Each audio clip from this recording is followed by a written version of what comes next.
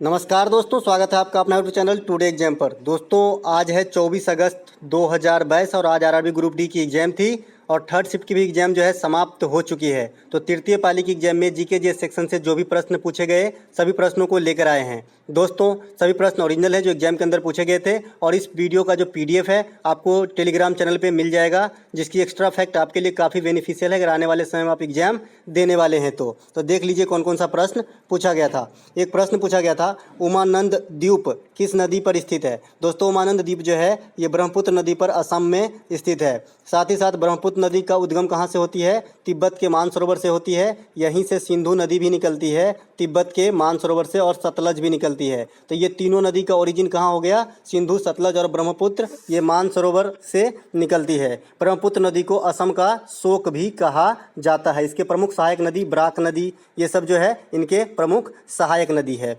एक प्रश्न पूछा गया था कि वात्सल्य योजना किस राज्य से संबंधित है। दोस्तों वात्सल्य योजना का संबंध जो है उत्तराखंड राज्य से है। उत्तराखंड की वर्तमान मुख्यमंत्री जो है पुष्कर सिंह धामी है, तो आपको ये बात भी ध्यान रखना है। साथ ही साथ उत्तराखंड में जो है 2022 में चुनाव हुआ था, इसीलिए यहाँ से पूछे जाते हैं। तो जो 5 राज्यों में 2022 में चुनाव हुआ है उनका मुख्यमंत्री आपको जरूर देख लेना है। चलते हैं आगे। अगला एक प्रश्न पूछा गया था कि removal of hydrogen and addition of oxygen क्या कहलाता है, कि हाइड्रोजन को हटाना और ऑक्सीजन को ऐड करना क्या कहलाता है। तो इसे जो है ऑक्सीडेशन कहा जाता है।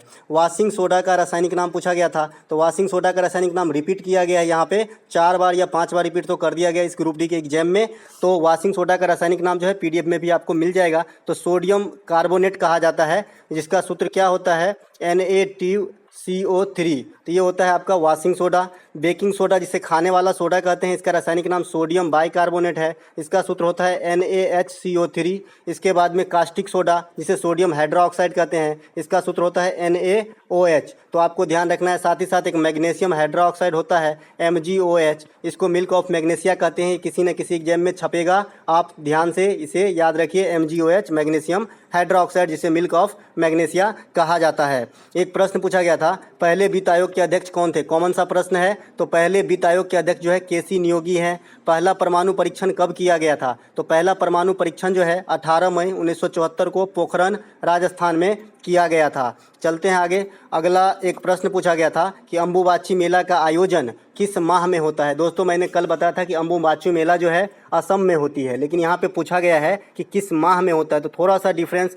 तो यहाँ पे फरवरी मार्च महीने में जो है होती है अम्बुबाची मेला। दोस्तों इस प्रकार की क्वेश्चन काफ़ी ट्रेंड में है कि जो त्यौहार है वो किस माह में होती है, क्योंकि आप देख रहे हैं क्वेश्चन जो है टीसीएस वाला इस बार करवा रहा है, तो ये एसएससी का पैटर्न फॉलो कर रहा है। जैसा कि आप एसएससी के एग्जाम में कल्चरल क्वेश्चन ज़्यादा देखने को मिलती है। एक प्रश्न है, अब यहाँ से थोड़ा सा और बता दूं कि अम्बुबाची मेला का जो आयोजन होता है ये असम के कामाख्या मंदिर के परिसर में होता है। सेकेंड शिफ्ट में असम का मुख्यमंत्री पूछा गया था जो हेमंत बिस्व शर्मा है, और साथ ही साथ मैंने इसके बारे में एक एडिशनल जानकारी बताया था कि ये BAI का अध्यक्ष भी है, बैडमिंटन एसोसिएशन ऑफ इंडिया के अध्यक्ष हैं हेमंत बिस्व शर्मा। एक प्रश्न पूछा गया था, इस्लाम धर्म के पवित्र ग्रंथ कौन सा है। इसे कौन नहीं जानता, ये कुरान होते हैं। साथ ही साथ ईसाई के क्या है, बाइबिल है, ये भी पूछ दिया गया है। पारसी धर्म का अभी तक नहीं पूछा गया है, ये है जिंद अवेस्ता, ये किसी न किसी शिफ्ट में जरूर छपेगी। एक प्रश्न पूछा गया था, शुद्ध और अशुद्ध रक्त को कौन अलग करता है, मतलब कौन जो है अलग अलग करता है शुद्ध और अशुद्ध रक्त को, खून को। तो ये फेफड़ा करता है। शुद्ध रक्त जो है धमनियों में जो है प्रवाहित होती है और अशुद्ध रक्त जो है सिरा में प्रवाहित होती है। ये आपके काम के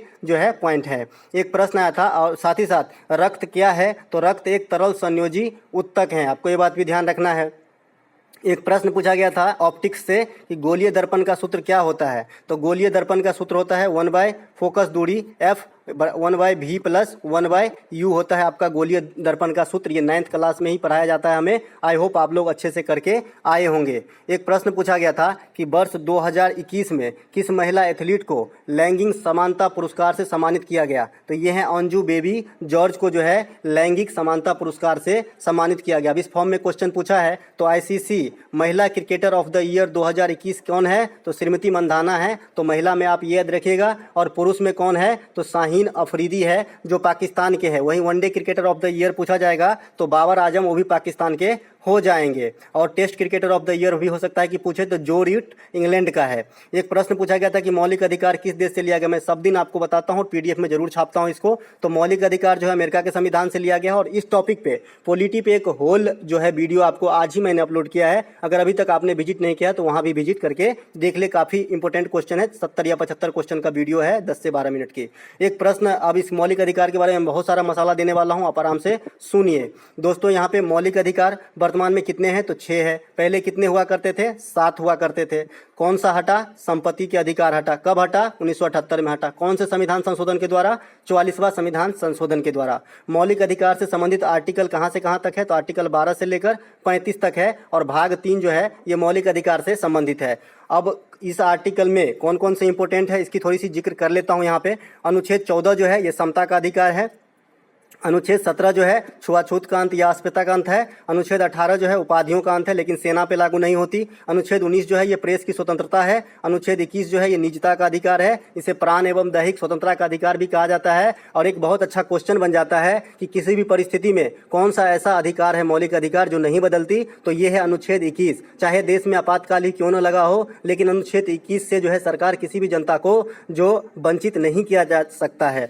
एक प्रश्न थोड़ा सा और देख लेते हैं। अनुच्छेद 23 जो है ये मानव तस्करी पे रोक है, यानी शोषण के विरुद्ध अधिकार है। अनुच्छेद 24 जो है ये बाल श्रम पे रोक है, ये भी शोषण के विरुद्ध अधिकार है। अनुच्छेद 25 से लेकर 28 तक जो है ये धार्मिक स्वतंत्रता से संबंधित अधिकार है। अनुच्छेद 29 और 30 जो है ये अल्पसंख्यक हित से संबंधित अधिकार है। अनुच्छेद 32 जो है ये संवैधानिक उपचारों का अधिकार है। और यही अनुच्छेद 32 का प्रयोग करके सुप्रीम कोर्ट जो है 5 प्रकार का रिट जारी करता है। तो अब बात आती है कि हाई कोर्ट भी रिट जारी करता है। तो हाई कोर्ट जो है अनुच्छेद 226 के तहत रिट जारी करती है, वो भी 5 प्रकार की रिट जारी करती है। साथ ही साथ आर्टिकल 32 को जो है भीमराव अंबेडकर के द्वारा संविधान का आत्मा कहा गया था। वैसे संविधान का आत्मा क्या होता है? प्रस्तावना या उद्देशिका को कहते हैं। एक प्रश्न आया था कि पहली पंचवर्षीय योजना की आर्थिक समीक्षा कब प्रस्तुत की गई, तो ये 1951 में किया गया था। मैं सेकंड शिफ्ट के एनालिसिस में इसकी जिक्र भी किया था कि पहली पंचवर्षीय योजना जब पूछा गया था कि किस मॉडल पर आधारित था, तो मैं बताया था कि 1951 में पहली पंचवर्षीय योजना चलाया गया था। तो ये हैराल्ड डोमर के मॉडल के आधारित थे प्रथम पंचवर्षीय योजना, और द्वितीय जो है महान लोविस मॉडल पे आधारित है। पंचवर्षीय योजना बनाने का काम कौन सी संस्था करती थी? तो योजना आयोग। अब पंचवर्षीय योजना बनती है तो नहीं बनती है, क्योंकि योजना आयोग को जो है समाप्त कर दिया गया है। इसके जगह पे नीति आयोग आ गया है 2015 से। और योजना आयोग तथा नीति आयोग दोनों के ही जो चीफ होते हैं, अध्यक्ष होते हैं, कौन होते हैं? तो भारत के प्रधानमंत्री होते हैं। एक प्रश्न पूछा गया था कि बजट से, कि बजट में कच्चे तेल पर जो एक्साइज ड्यूटी 7.5% होती थी पहले, इसे घटाकर कितना कर दिया गया है? तो इसे 5% कर दिया गया है। एक प्रश्न काफी इंटरेस्टिंग लगा मुझे कि भारत में कितने प्रधानमंत्री ऐसे हैं जो मुख्यमंत्री भी रह चुके हैं। तो भारत में 6 प्रधानमंत्री ऐसे हैं जो मुख्यमंत्री रह चुके हैं। वहां पे 3, 4, 5 ऑप्शन दिए गए थे, 6 भी थे, तो 6 राइट आंसर करके आना था। ये कौन कौन है? नरेंद्र मोदी है जो वर्तमान में है लगातार दूसरे कार्यकाल के लिए, पहले गुजरात के जो है चीफ मिनिस्टर थे। उसके बाद देवगौड़ा है, प्रताप सिंह है, चरण सिंह है, नरसिम्हा राव है और मोरारजी देसाई है। मोरारजी देसाई के बारे में एक बात जरूर बताऊंगा, सबसे अधिक बार बजट पेश करने वाले जो है ये वित्त मंत्री रहे हैं मोरारजी देसाई, तो आपको इसको भी ध्यान रखना है। एक प्रश्न पूछा गया था कि पुरातत्व सर्वेक्षण का मुख्यालय कहाँ स्थित है। दोस्तों पुरातत्व सर्वेक्षण का मुख्यालय जो है ये देहरादून के अंदर स्थित है। देहरादून कहाँ है? उत्तराखंड के अंदर स्थित है। साथ ही साथ देहरादून में और भी इंपॉर्टेंट कौन सी मुख्यालय है? तो फॉरेस्ट सर्वेक्षण ऑफ इंडिया जो FSI है, जो वन का सर्वेक्षण करता है हर एक दूसरे वर्ष के बाद, जैसे भी 2021 में किया गया था। तो यहाँ से भी क्वेश्चन एक बार पूछा गया था कि वन के जो है ग्रोथ में कितनी वृद्धि हुई है 2021 के अकॉर्डिंग, तो वहाँ पे आंसर था 0.32%। तो आपको ये बात भी ध्यान रखना है। और साथ ही साथ देहरादून में जो है ONGC का भी मुख्यालय है, तो आपको ये बात भी ध्यान रखना है। ONGC कैसी कंपनी है? महारत्न कंपनी है। दोस्तों अगर आपको अच्छा लगा और मेरा मेहनत आपको लगता है कि मैं कर रहा हूँ आप लोगों के लिए, तो शेयर कर दीजिएगा, लाइक कर दीजिएगा, कमेंट कर दीजिएगा। साथ ही साथ अगर आपको PDF चाहिए तो टेलीग्राम लिंक दिया होगा डिस्क्रिप्शन में, वहाँ से आप ज्वाइन हो जाइएगा। आपको ये PDF हर सवेरे मिल जाता है आपको एग्जाम से पहले। तो चलिए दोस्तों मिलते हैं एक नेक्स्ट वीडियो के साथ, तब तक के लिए जय हिंद।